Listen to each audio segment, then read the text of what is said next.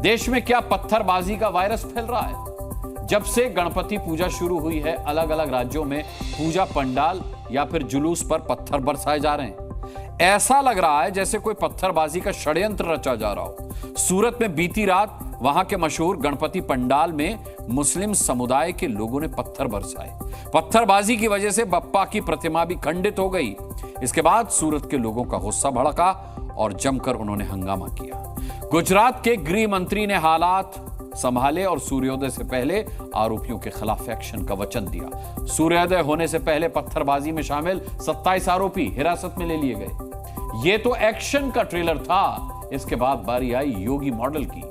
जिस जगह से पत्थरबाजी हुई थी वहां पर बुलडोजर चल गया। सवाल है कि क्या पत्थरबाजों के खिलाफ योगी की वैक्सीन अब सक्सेसफुल है?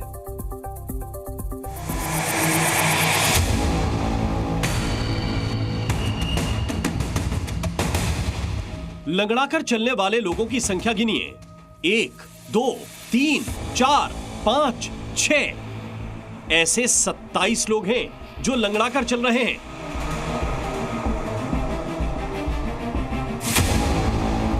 ये किसी दिव्यांग सेवा केंद्र के बाहर की तस्वीरें नहीं है, बल्कि ये सूरत पुलिस की ओर से की गई सेवा का असर है। इन लोगों का ऐसा हाल इसलिए हुआ है क्योंकि इन्होंने गणपति पूजा में विघ्न डालने की कोशिश की थी। इनमें से कुछ लोगों ने सीधे गणपति बप्पा पर ही पत्थर चलाए थे।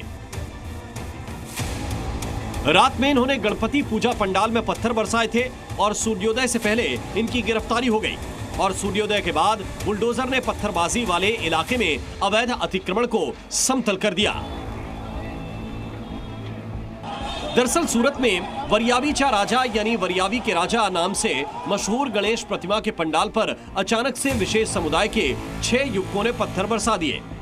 पत्थर बरसाने वालों में 4 युवक बालिग और 2 नाबालिग थे। पत्थरबाजी की वजह से गणेश प्रतिमा खंडित हो गई। दरअसल पत्थरबाजी के वक्त प्रतिमा जिस ड्रम पर रखी हुई थी वो ड्रम टूट गया और जिसकी वजह से मूर्ति को नुकसान पहुंचा। जिस दिन वरियावी के राजा को पंडाल में लाया जा रहा था उस दिन की प्रतिमा देखिए और खंडित होने के बाद की प्रतिमा भी देखिए। गणपति बप्पा पर पत्थरबाजी के जिन 6 आरोपियों को लोगों ने पकड़ा, उनके समर्थन में विशेष समुदाय के लोग रात में फिर इकट्ठा हुए और पत्थरबाजी की। मुस्लिम इलाके से हिंदुओं को टारगेट कर पत्थर बरसाए गए। दोबारा पत्थरबाजी से गुस्साए स्थानीय हिंदुओं ने सैयदपुरा थाने का घेराव कर दिया। हिंदू पत्थरबाजी के बाकी आरोपियों की भी गिरफ्तारी की मांग पर अड़ गए।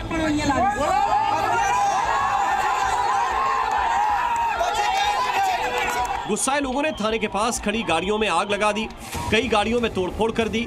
सूरत के सैयदपुरा में रात भर सांप्रदायिक तनाव का माहौल रहा। तो ये सूरत शहर का जो सैयदपुरा इलाका है, इसी जो रास्ता जा रहा है, यहाँ पे 100 मीटर की दूरी पे गणेश उत्सव मनाया जा रहा है। गणपति जी है वो विराजमान है। वहाँ पे लोग जो है पूजा अर्चना में जुड़े थे। उसी समय में एक ऑटो रिक्शा में करीब 5 लोग आते हैं, उसमें से 2 है वो छोटे बच्चे होते हैं और अचानक से आने के बाद गणपति बापा के ऊपर वो पत्थरबाजी करते हैं। उसको लेके पूरा मामला बिखरता है। हजारों की संख्या में लोग यहाँ पे आ जाते हैं और सैयदपुरा पुलिस चौकी के पास घेराव करके पुलिस के पास मांग की जाती है कि आरोपी को जल्द से पकड़ा जाए। आधी रात गुजरात के गृह मंत्री हर्ष संघवी ने पत्थरबाजी की घटना पर सोशल मीडिया एक्स पर लिखा कि सूरत शहर में पहली सूर्योदय से पहले ही सभी आरोपी गिरफ्तार कर लिए जाएंगे। सूरत पुलिस ने पत्थरबाजों को पकड़ने के लिए बड़ा अभियान चलाया। ड्रोन से, सीसीटीवी से पत्थरबाजों की डिटेल निकाली गई और फिर शुरू हुई उनकी धरपकड़। कई लोग पत्थर मार के, अपने घर में ताला लगवा के, कोई पर्दे के पीछे तो कोई ऊपर कबाड़ के पीछे, कोई अलग अलग जगह पे छुपने की कोशिश की गई। एक तरफ सूरत पुलिस घर घर जाकर आरोपियों को तलाश रही थी, घर के बाहर लगे ताले को तोड़कर अंदर छिपे पत्थरबाजों को निकाल रही थी, तो दूसरी ओर हर्ष संघवी उस पंडाल में पूजा और भजन कर रहे थे जहां पत्थर चले थे। वादे के मुताबिक सूरत पुलिस ने सूर्योदय से पहले ही पत्थरबाजी में शामिल आरोपियों को हिरासत में ले लिया। सूरत में पत्थरबाजी के आरोप में अब तक 27 लोगों को पकड़ा गया है। तो पूरा एरिया जो है मुस्लिम बस्ती के बीच में आता है जो है, तो उधर से भी जो मुस्लिम समाज के बहुत सारे लोग आ गए और उसके बाद हीटेड आर्गुमेंट के बाद वहां से पत्थर मारा चालू हुआ।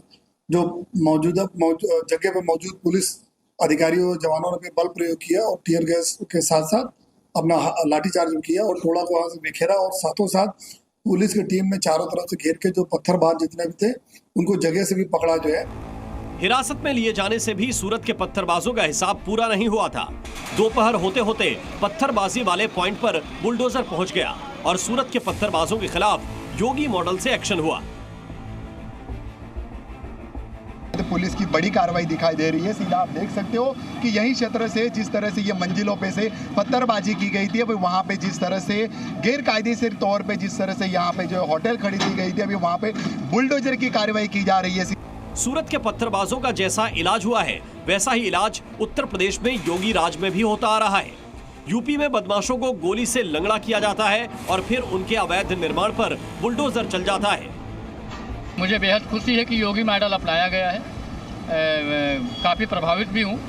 जिस तरह से यूपी में बुलडोजर चल रहा है वैसे हमारे सूरत में भी चला है और बहुत बढ़िया सरकार है और बहुत बढ़िया काम किया है सरकार ने। जो हो रहा है अच्छा ही हो रहा है, जो कचरा साफ हो रहा है अच्छा कचरा साफ होना चाहिए,